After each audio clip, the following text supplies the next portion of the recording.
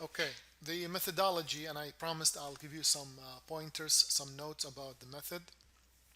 If you can hear me okay, let me know. Um, I don't trade or don't call a lot of trades. We do have scalpers in the room and they do scalp and they put signals. But for me to do scalping or call out scalping is not practical. By the time I call it, type it, it's going to be late. Scalping is 5 to 10 ticks maybe. So uh, I call out trades, swing trades in the room. And I'll give you examples of what I look for. Let's start with Tuesday's trade call on gold. Remember, sorry, on crude. Um, can you help me out, Daryl? I think my call was from the bottom here, from 53 area, if you folks remember. And I exited after I called an exit after 100 ticks of move, and I put that on Telegram. You guys saw it. We took at 15 ticks first target. It was just because of it was hesitant. Sometimes I would call 100 ticks first target, 50 ticks first target. Depends on what's coming up. So the idea of the trade on the crude was that although it looks random, the move looks random, but the indicators that I'm using, they eliminate the randomness of the market. You can see the market. That's why I don't call out many trades. I will wait and I'll wait. Um, One of the things that I do is I use my SAL indicator for confirmation. What is SAL indicator? SAL indicator is an indicator that you can just put on your Sierra charts, and then it will pick out the top hidden orders in the market. You can set it up between, I think maximum you can go is 100. I'm not sure. I don't use 100 because I don't need to. If you use 100, you will see multiple levels of this magenta lines all over, and you can put different colors, different thickness. It's up to you.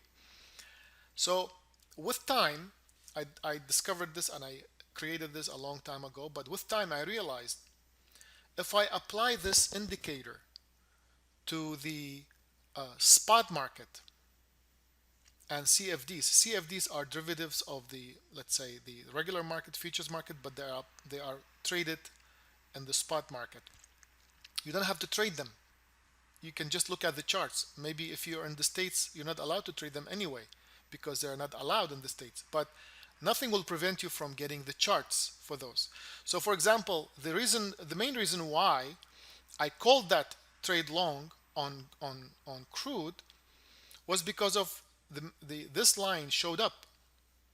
I was looking for a long, it came back down. Everybody thought it's going to be a complete breakout down, remember? And I called it, and it was successful. And I It mean, was very successful. You called it at 53. It was around 53.25. 53.05, I think, or something like that. No, it was 25, and then it dropped a little bit, and you said average down a little Yeah, bit. yeah, yeah, Yep, exactly. yep. My And goal was higher, but then the day was very slow. Tuesday was the first day coming back from the long weekend and the summer.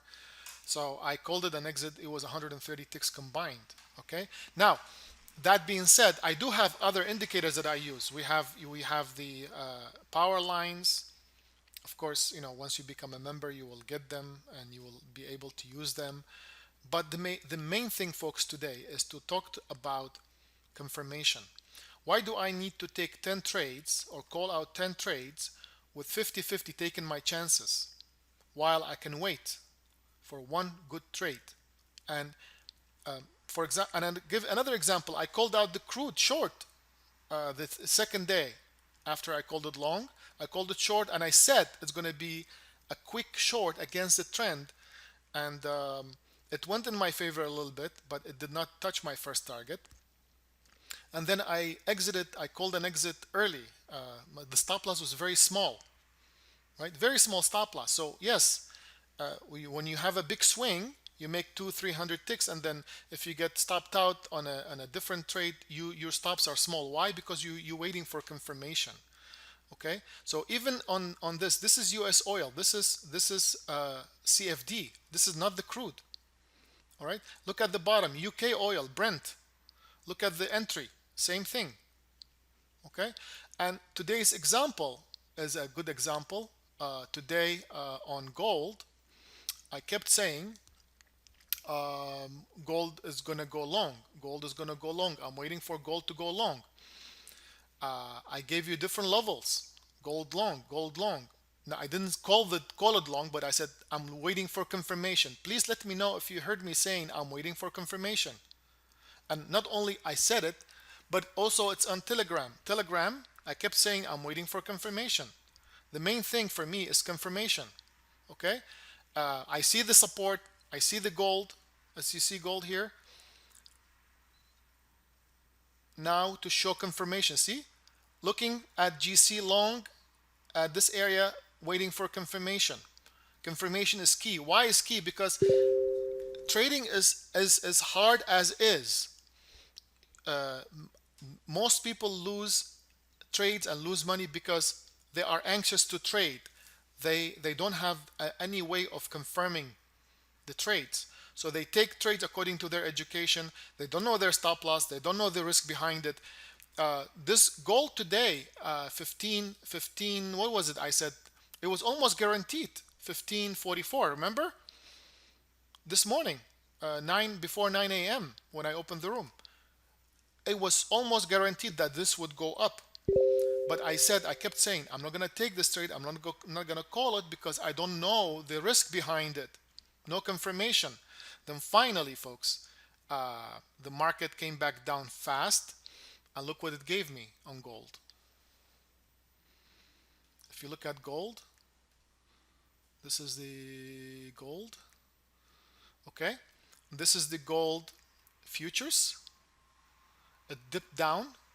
But if we look at gold spot market, this appeared. This magenta line initially beginning of the week, end of last week, was here.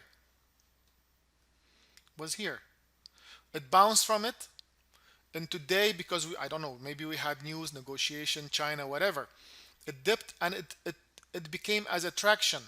At one point, I said I'm looking for a short, right? I told you I'm looking for a short to 1530. I never got a good entry point. I had one entry, it missed it by a few ticks. Some of you, I think Dennis was looking for that too, to short it to 1530.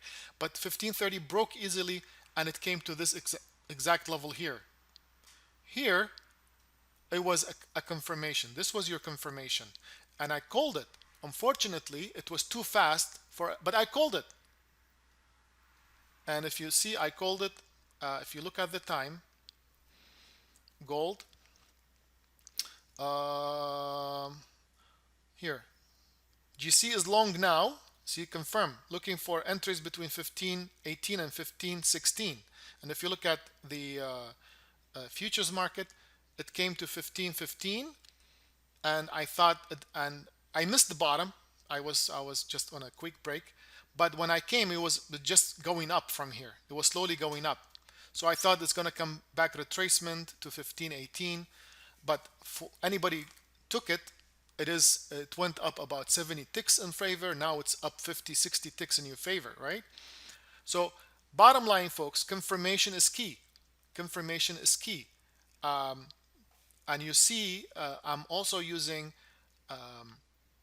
my favorite, which is volume profile. This volume profile is a must. You have to know these clusters. What do they mean? And what does the market mean when give you confirmation at a reversal level? This is a reversal level, even if I don't have confirmation here, okay? Technically, this is students know this is the entrance. So they know this is a support. Now you have support, okay? Combine it with confirmation here. What do you get? You get peace of mind, take the trade. And below this confirmation is your stop, okay? Volume profile is key. Anything that has to do with volume and numbers in the market is a good confirmation, good indicator We have multiple other indicators, but the main thing today to talk to you about is confirmation. Now I have also, if you look at what I look at, I have charts on the side. This is not it. This is just an example. I'm looking at pound yen. Look at how the pound yen gave you that confirmation at the bottom. Look at how it bounced from it. Big move. Copper. Copper. Look at the move from the bottom. Okay. This is supposed to be Bitcoin, but it does not match the Bitcoin. I think it's a different market. But Bitcoins I have too, and I called Bitcoins trades sometimes in the summer. It was good. All right. So my point is, folks, it's not about the amount of trades. Yes, it gets boring sometimes waiting for trades, but without confirmations, I will never call a trade. If I call a trade counter trend that has no SAL indicator confirmation, I'll have to make sure it's good for scalping. I'll have to make sure the targets are small and the stops are very small. Okay? Any questions? Dennis is asking, yes, I'm confirming because the difference between this indicator on futures markets and on the spot market. Spot market CFDs and spots are usually used by the market makers more for swing trading because they don't roll over. There's no what do you call it? End of day margin. So it's used for swing trading and it's much more liquid than the futures market, spot market. So that's why when you have one confirmation on the SAL indicator, it works very good. Okay? No, Kurt, this is a full education for everybody. I mean, we have students that will take these levels and scalp them. Maybe we can talk about this tomorrow.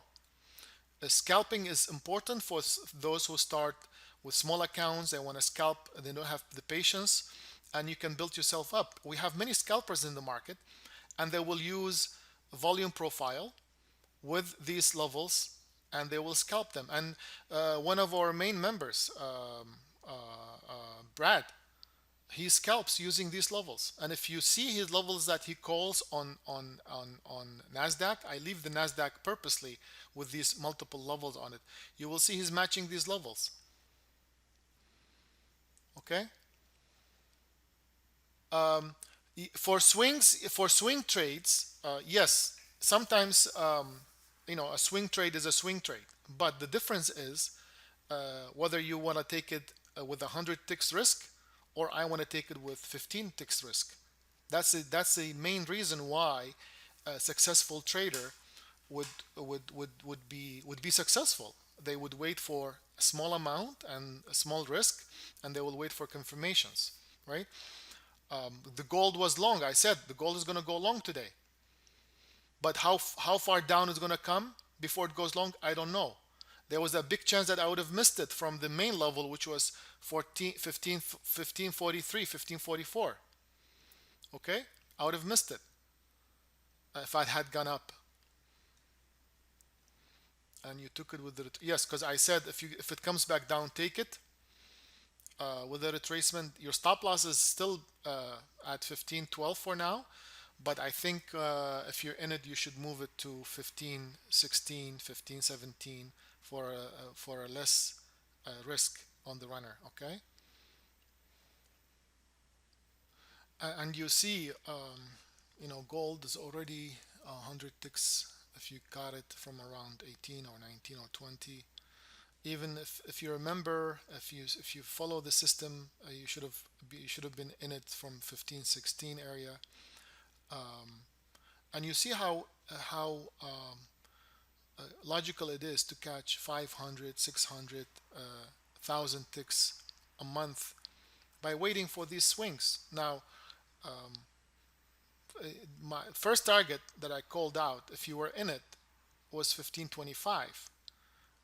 That is anywhere between 50 to 60 ticks. On two contracts, that's 100, 120.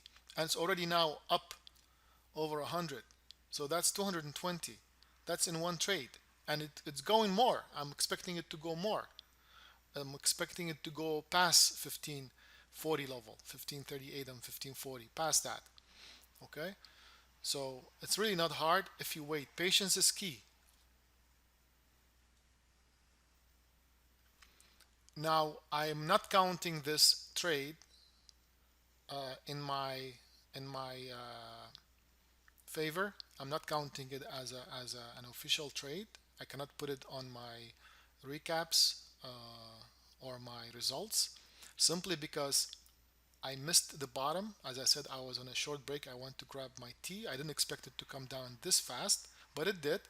When I came back, I said it's a long. It was going up this way, and I said 18 to 16 area if it comes back down to it. It did came back down to 18.5, 18.4, but it did not touch 18. Did it? No, it didn't.